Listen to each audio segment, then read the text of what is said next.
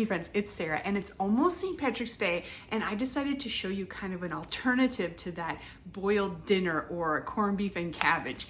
I have my corned beef here, but I'm gonna make it a different way. I'm gonna roast it in the oven with this just a delicious glaze on it. Now my mom makes this all the time, but as my mom's getting older, she's passing all of these recipes down to me, and I'm super excited to make this today. Look at specials right now for corned beef as it gets closer to St. Patrick's Day and even after St. Patrick's Day. This originally was $14.32, but because we bought it around St. Patrick's Day last year, I've had a few in my freezer, okay? Don't come at me, but $7.15 for this 3.5 pounds of corned beef. So we're gonna get this ready. There's a few things we wanna do to it before we put it in the oven, but this needs to cook for 3.5 hours. But let's get this rinsed off. That's number one. Can you still see me way back here? Okay. Big corned beef. I'm just gonna give it a tiny little bit of rinse. And then I'm gonna put it over here on the stove in a boiling pot of water. We're gonna let this boil for a couple minutes. That's gonna help, ooh, that's hot water. That's gonna help get some of that salt out of there, because corned beefs are super salty, and this really does work. You can skip this step, but I wouldn't. I'm gonna bake it in this pan, but I'm gonna line it with a whole bunch of foil so it's easy cleanup. What else goes on here is some spicy brown mustard and some brown sugar. I'm gonna take this out, I'm gonna move you guys over here, and I'll let you see what goes on this. Now stay tuned, because I'm also gonna be making a different version of the cabbage, make some delicious fried cabbage, and then also some smashed potatoes. And my husband has a homemade rye bread in our bread machine right now. So this is gonna be a fabulous dinner, a great alternative to that regular boiled dinner, which I like too. I'm not dissing the boiled dinner, it's just different. Now, like I said, you could skip this part, but I do think boiling it on the stove for just a couple minutes gets out a lot of that saltiness that's in a corned beef. Now we're gonna bring this over to the counter, and I'm gonna show you everything that goes on it. We're gonna put on some spicy brown mustard, and this isn't hot spicy, it's just called spicy brown mustard. And I use about a 1/4 cup, and we're gonna just brush that all over that corned beef. Make sure you get it on the sides and all over the top, and then I had that little flap, I stuck it underneath there. Everywhere you can get that mustard, just put it all over, because that's what's kind of bind the brown sugar on top. Now we're also going to use about a 1/4 cup of brown sugar, and you're just going to kind of sprinkle that all over. I like to pat it on to make sure it really sticks. This is going to give it a nice sweet flavor, but it's not going to be overly sweet. So trust me on this recipe. We've been making it for a few years, and this is my favorite way to make corned beef. It is so delicious. You got to trust me on this one. Now we're going to cover that up, and we're going to cook this in the oven for about 3.5 hours. This is about a 3.5 pound corned beef. And it would not be a typical video without Miss Winnie. She's got to be in every one of the videos, but isn't she adorable? She wants to be in the video. Here you go, the star of the show, little Miss Winnie. Listen to the purrs.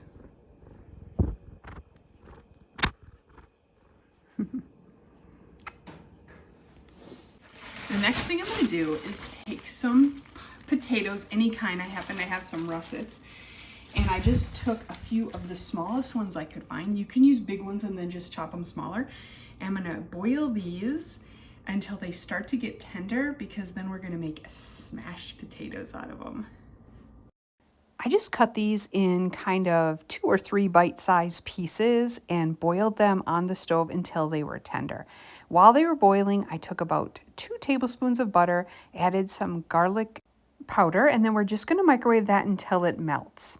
And you can see the potatoes are now done. They're nice and tender. The fork slides right into them, and we are going to bring those over to our baking dish. Now I lined this with a little bit of foil, and I took each one of those potatoes out and just mashed it down with a fork.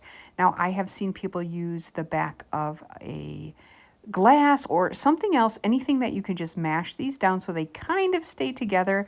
And then we're gonna just drizzle that butter and garlic mixture right on top of these potatoes.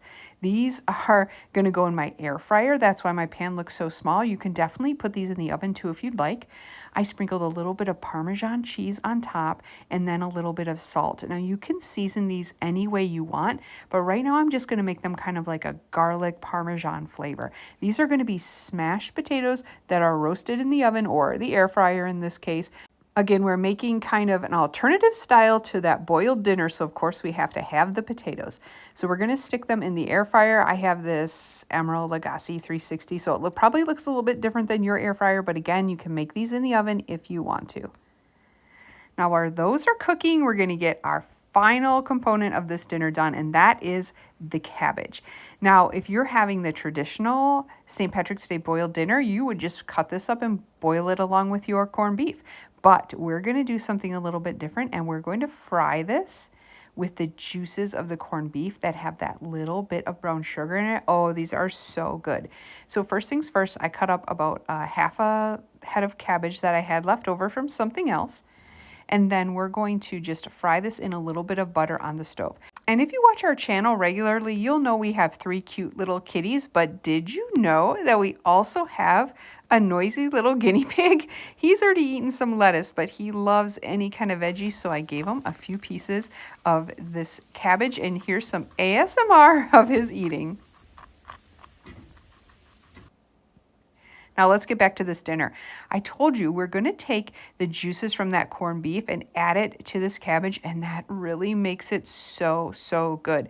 It has kind of that tiny bit of mustard flavor and that little bit of sweet from the brown sugar, and then just that really salty, salty brine from that corned beef.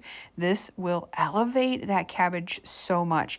So I just added a little bit to that, and then we're gonna fry that cabbage down. And you wanna make sure you turn up the heat and you really fry it, because you wanna get those nice caramelized edges on that cabbage. If you don't like it that way, you don't need to have it that way, but I did like that caramelized bit on those cabbage pieces. Now, when you're cutting a corned beef, you have to be very careful and cut it against the grain, or you'll get a whole bunch of stringy little pieces. And you also kind of want to wait till it's a little bit cool before you cut it, or it will break into little pieces if it's nice and tender. So I only cut a few, just what we were going to eat, and then I'll cut the rest later once it starts to cool. And now I did take some of that delicious juice and pour it all over the top. Now here's how my husband's rye bread came out.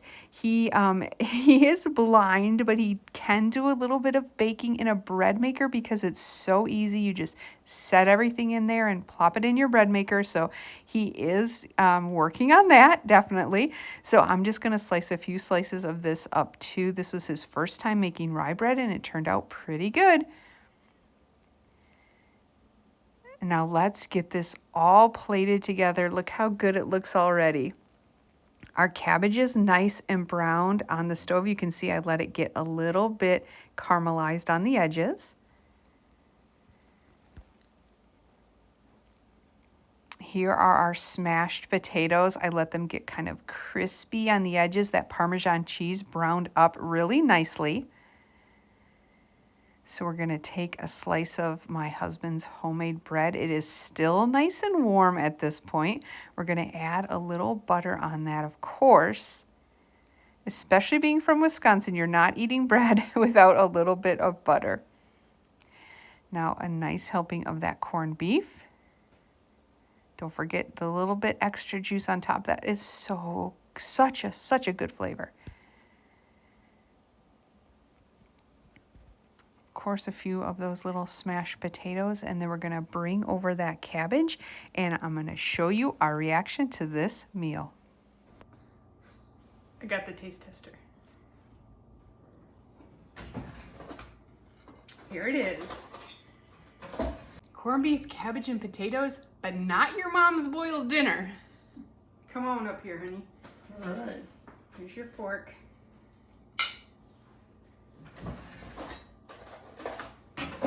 I don't see very well. What do I got here? This is the cabbage?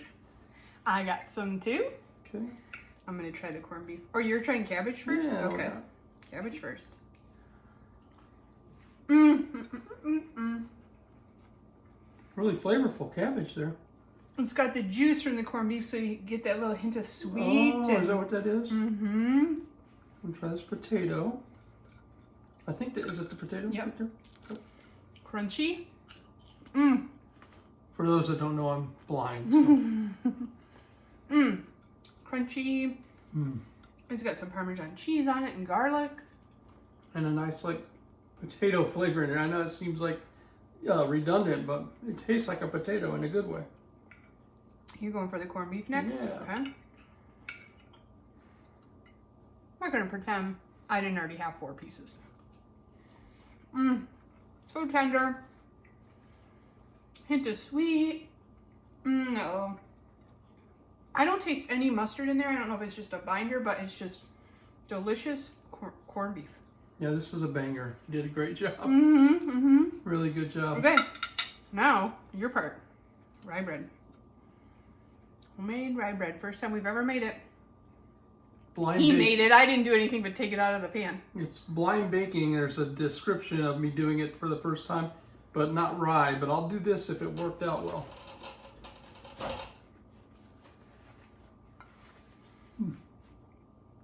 Tastes like rye bread. Right? Surprisingly so. Mm-hmm. I like the texture a lot. Mm-hmm. I could use that to be a little bit more rye. It's about half and half. Regular bread flour and rye. Oh, okay. But it's still good. Mm-hmm. Everything's delicious. Thanks for watching, everybody. Try corned beef and cabbage a different way this year. Get you a shillelagh. A shillelagh. The next morning, I used that leftover corned beef to make corned beef hash. I just chopped up some potatoes in some little bits, simmered it in some beef broth on the stove, and then I added that corned beef and let it get nice and brown and caramelized on the side. This was so delicious and easy. I've never made it before, and I couldn't believe how easy it was. If you want me to show you the full recipe, just let me know. Thanks for watching, everyone.